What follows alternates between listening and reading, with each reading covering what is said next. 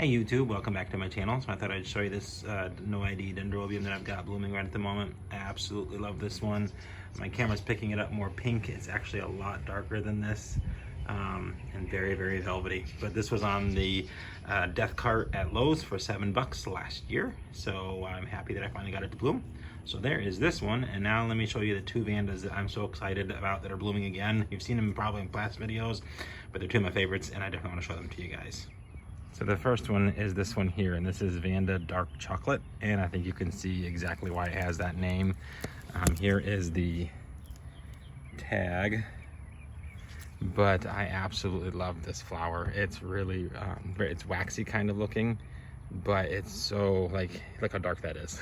I mean, the sun makes it look a little lighter than it is, but it is really a very beautiful flower. I haven't checked it for a scent. I'm not sure if it does or not. Yes, actually it is scented. A very light fragrance, very sweet, I guess. Fitting for the name Dark Chocolate. But I do like this one quite a bit. And then also down here you'll see my Vanda cristata, which is from Moats, finally bloomed. So happy about that one. Saw this one last night, wanted to show that one to you guys as well. But the Dark Chocolate is absolutely amazing. Love this one. And then coming down here, the one that my neighbor gifted me last year when we went to a plant sale at the Edison.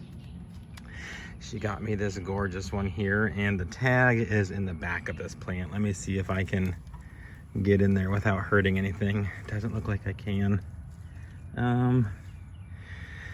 Oh golly, there it is. That's the tag. So it's a Mimi Palmer cross. But what I love about this one is the contrast. So like you'll see here, it's a light purple on the back, but like this dark ruddy color on the front.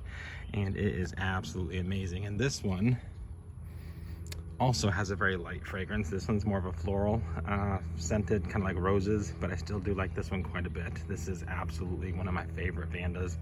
Flower size is not very big, it's tiny, but I do like this one. And it's put out, let's see, 1, 2, 3 blooms for me now. So this is its 4th blooming for me, and I'm really excited this one is open now.